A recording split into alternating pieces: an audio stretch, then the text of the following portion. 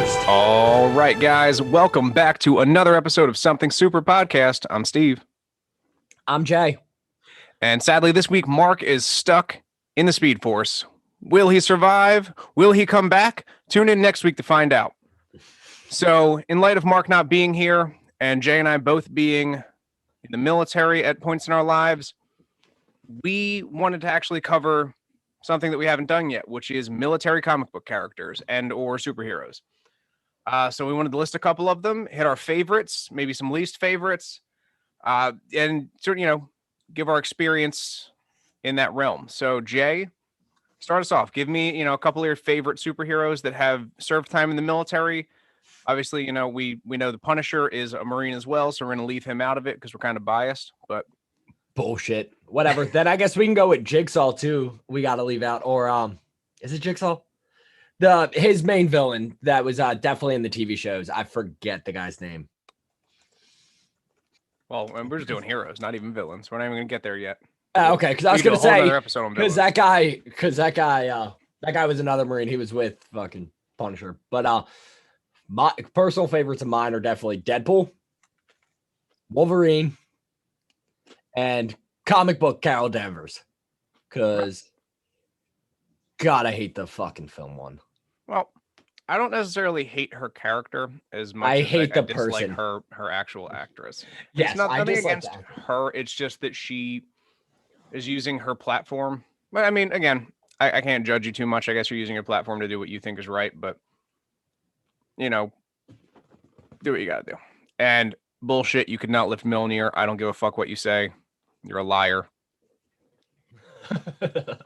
She said that in an interview. Like I have problems with that because it never happened. Not that Kevin Feige, get on this shit. Can you please speak up and let us know whether she can lift it or not? Because she's fucking talking out of her ass over here. But so you had some solid ones. I mean, I know you're a big Deadpool fan, so he was an obvious choice. You said Wolverine as well. Like, give me some of your experience. Why they're your superhero favorites. Obviously we know they were in the military. I can pull up branches for each one of them, I'm sure, but give me your, what draws you to those characters? Because I could literally pick about 7 people I served with that are those 2 idiots without superpowers. That's fair. Like, honestly, I could pick like at least 7 of them. That were just exactly like people I was with when I was in. And they were some of my favorite people.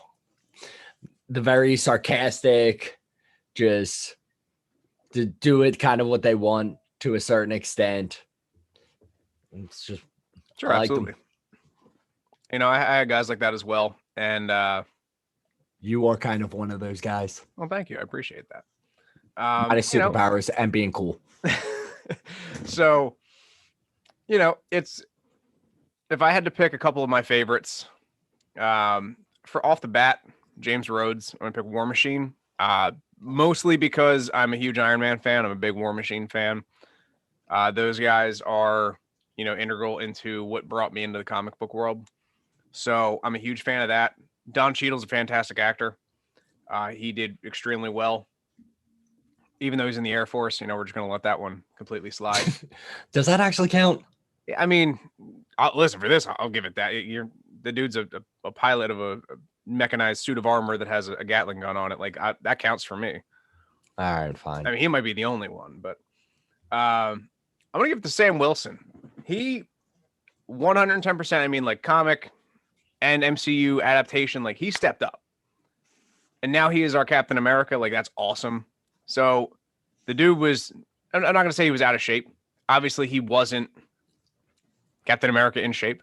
And he never will be because he refuses to take the super soldier serum. And I give him credit for the fact that he is just a regular man with a vibranium suit of armor doing his thing. Whatever. What are we back in the 1920s where you can get field promoted to a captain? Yes. Yeah, that's exactly how Captain America did it. Steve Rogers. He was back during the World War where it was acceptable to be field promoted like that. No, it wasn't. He didn't even go to the field. The dude was in boot camp and got promoted because he got steroids. Trust me, I know guys that got kicked out of the Marine Corps for taking steroids. No one got promoted to captain. Yeah, I know. So guys. Just throwing that out there. Sam Wilson, I give him the respect because he's taking on a mantle without the physical prowess behind it that Steve Rogers had. So basically, same target on his back, but he's got willing to get his ass beat. Like I'm gonna go with he's got a way bigger target, but besides the point. Oh, absolutely. But willing to get his ass beat. Mm-hmm. So those are my top two. I'm a big Bucky? Deadpool fan as well, but we obviously already covered Deadpool, and I think he's one of those characters where not only in the cartoons, the comic books, but in the adaptations that Fox did, Ryan Reynolds does a fantastic job of playing that character. He just plays himself in reality. And he fits the bill so well. He's one of those people that's, like you said, it's a guy that you can relate to that was in the military. Like, he is sarcastic. He's funny. He's kind of all over the place. And he just kind of, just does whatever he wants. And I mean, we all had that Superman syndrome when we were in. We did whatever we wanted with no expectation of repercussion because we were like, fuck it. We're just going to figure it out later. And that's what we did. And that's him. Like, we don't regenerate. So, again, like you said, no superpowers. So I can relate to that. So I see, a little bit of all of our, military friends in him. And I think that's awesome. It's one of those things that we don't talk about too frequently that, you and I both served. It's a huge part of both of our lives. It's actually how we are in each other's lives. Like, we met the night before boot camp, that's how we became best friends. So, to cover this kind of stuff in an episode is huge. There are actually a ton of characters that canonically served in the military that no one really talks about. You got Nick Fury. Obviously, he runs SHIELD, but he was in the military. Steve Rogers, that's an obvious one. The entire first movie was pretty much based around him trying his damnedest to get into the Army. You got Frank Castle, who's the Punisher. You have Jonah Hex, Wade Wilson, Maria Hill.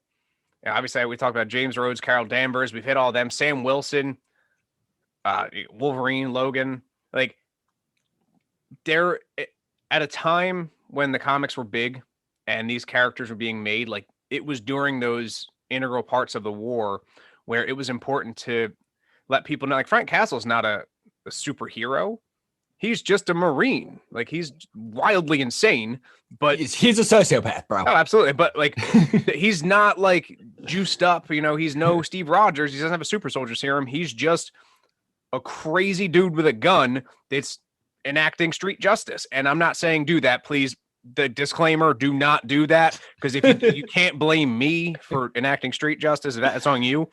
But this man's out there doing his shit, and again, like, I get it. I've been there mentally. Like, fuck, you kind of, you want to do the right thing. He's going about it the wrong way by just murdering people. But you know what? Whatever. Like, that was the thing. Like, he came back from war and saw all this shit happening, his family, friends, etc. Like, and all of the pieces fell into place to make him get to the point where he was at. And take all the superpowers away from these people. They're all still, military veterans. Sam Wilson, again, I'll always go back to him because he's the new day and age person to reference. He was in the Army. Was he in a specialized unit? Sure, absolutely. But I'm sorry, Air Force, pararescue. My bad. I said Army because I just related it to Captain America. I don't know why. Whatever. Air Force. Again, Sam Wilson. I give him all the respect in the world. The dude's sitting there every day, running around the Capitol with Steve Rogers whooping his ass on your left. Like, all day, every day. And he's still out there getting his shit done. He's a suicide prevention counselor. Like, that's fucking phenomenal. And that's real. Like, that is real shit. And so the MCU kind of brought stuff, to light that they didn't necessarily touch on in the comics, or you're not going to get that in a cartoon because it's a kid's show.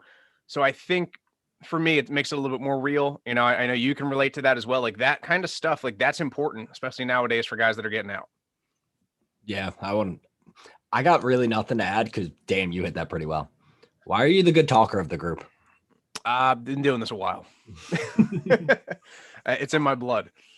But, he's, again, just speaking relatively, like, both of us can relate to a difficult transition back into the civilian society. These guys have it tough. Obviously, they have, some of them have superpowers. Some of them have super friends. Some of them have, crazy technology and the spotlight and this, that, and the other. They're Avengers, they're this, they're that.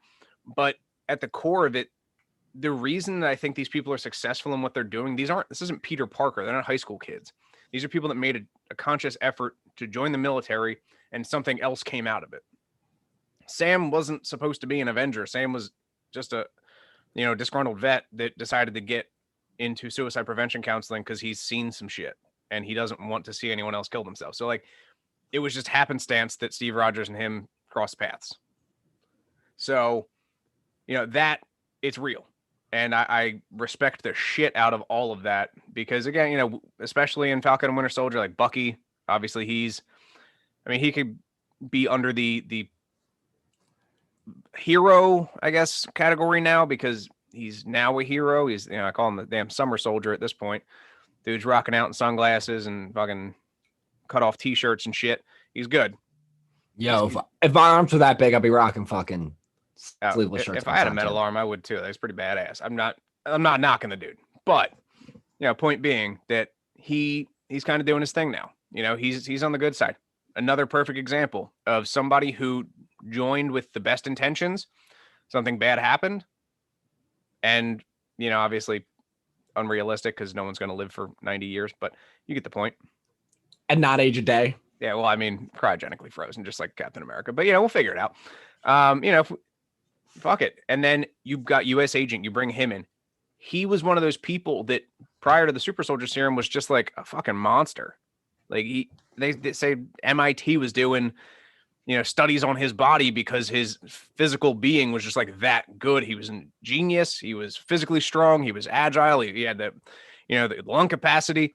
He was all over the place. So like these people are, they're relatable, especially the ones without powers, because that's who, we aspired to be while we were in the military. I don't know. Maybe that's just me.